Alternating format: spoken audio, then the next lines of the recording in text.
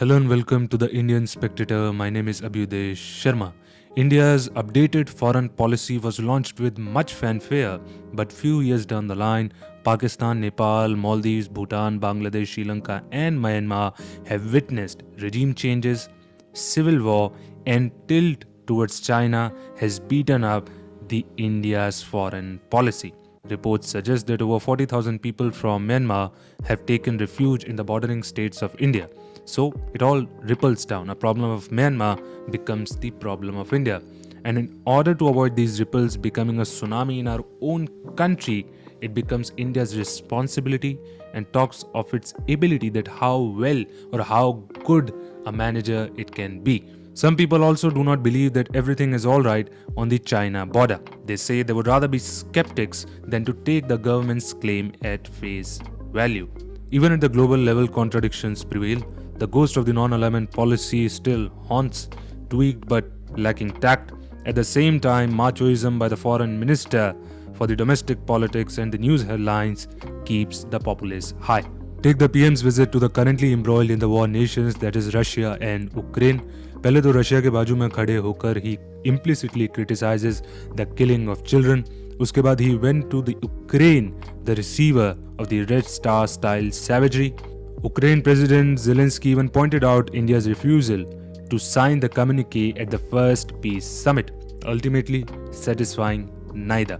To mention this kind of stupidity was very much witnessed in the Congress era as well, when despite being on the receiving ends of the colonialism, it didn't criticize the Soviet invasion of Hungary. और अपने stance को justify करने के लिए ये बोला कि भाई ब्रिटेन, फ्रांस और इसराइल ने भी तो सुइस कैनाल पे अटैक किया.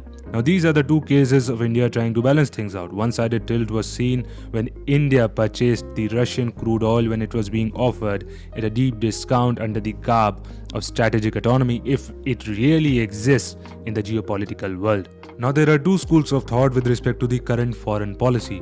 One who demands strategic autonomy, a byproduct of the non-alignment policy, and the other who says the non-alignment policy has been done and dusted and doesn't cater to the realities of today. Former National Security Advisor Brajesh Mishra declared it impossible for India to stay non-aligned in the world today. K. Shankar Bajpai, the former ambassador to the United States and China, said, reviving that concept is all too likely to drive a people back to something that is not only long outdated, but this is its dangerous legacy, which our people still fail to recognize as having done us more harm than good. Basically, he's saying कि non-alignment policy का वक्त आ चुका है, इसको coffin में डाल दो. इसने हमारा नुकसान ज्यादा किया है, फायदा कम. Some say to choose between Russia and US, one shouldn't look at this way. अच्छा, they came to help us when no one did, so we'll always have their back. But with which partner it can grow its backward but promising economy? And that is the US, which represents the open and stable order. They further say that it doesn't mean to become America's lapdog, but mutual interest at the same time addressing its core security concerns.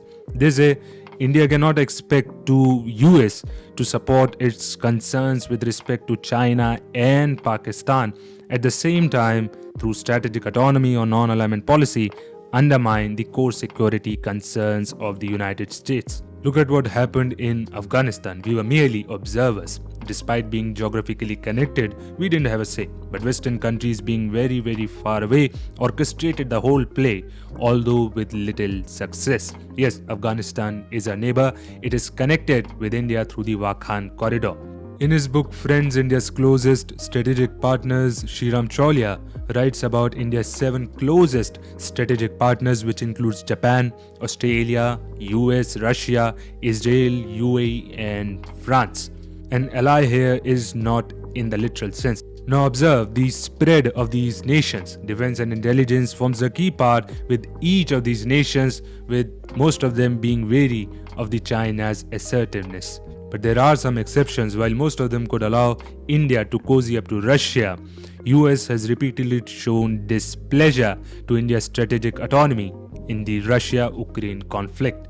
Also quite a few times limiting India's engagement with Iran. Recently, Eric Garcetti indicated that partners must choose side in a conflict. However, I disagree with it. When we start choosing sides in a conflict, it becomes inelastic. It can create the permanent fault lines which can have future repercussions. It's a job well done by the Congress party to create a foreign policy which is flexible like our constitution and allows maneuverability. Take the case of Nimisha Priya recently. If we didn't have any engagement or any interaction with Iran, we cannot even influence an inch of a decision. Now, unlike the USA, we have a lot of Indians working in the Middle East who send us remittances, although with poor labor law and exploitation. But the point is, we have a lot of Indians there, so we need to stay connected with all the parties. In pursuit of that policy, we have established channels with most of the US partners in the Middle East, like Saudi Arabia and UAE. But it is the Iran-backed militia Houthis which is creating trouble in the region. The recent attacks in the Red Sea by the Houthis endangered our commercial interests too. So in the world today, India cannot afford to lose any partner, not just US and Russia. In the particular case of Russia and US, India benefits a lot from the US relationship, jobs, technology, intelligence, etc. And with Russia, one who is a key to the back door of the Chinese Communist Party, and one who can mediate if things go here and there, and the one who supplies India with arms and oil. Although India has diversified and is diversifying. But we should remember, if you stretch the flexible band too much, it is too prone to break. Moving forward, both Sriram Cholia and TV Paul says that India can rise without a leverage in its neighborhood. However, I fail to agree with it. No matter if a power is small or big, it can still impact one's own maneuvers and ambitions. If that was not the case, why did Russia feel the need to invade Georgia and currently fighting with Ukraine because it wants to join NATO? The fact that Russia didn't have a leverage in Georgia or in Ukraine led to all this chaos, the wastage of resources, and the havoc. So a peaceful neighborhood doesn't give you sleepless nights and the diversion of resources to unproductive assets. Look at what China is doing. Because of that, our resources are diverted to the military expenditure. If we had a peaceful neighborhood, we might not have to spend all this on the military, but rather on the healthcare and education. But we are compelled. And even if Sri Lanka and Bangladesh are small in size, but they can create big troubles for India if they plan to harbor China. In today's world, idealism and the words like brotherhood and all-weather friend plays little role in geopolitics. Everyone wants to have economic prosperity, only then it can have some leverage on the geopolitical front, and India currently lacks this financial muscle. With Western countries, not particularly the US, India can build upon its backward but promising economy. India needs vision. Old policies can aid but should not drive the current foreign policy. Because when you package the old foreign policies under a new name and present it to the world with loud drum beatings, it will only create impact in the news headlines but not on the ground. So that's it with this video. Take care of yourself, your family. Keep smiling. Have a good, loving, and a peaceful day.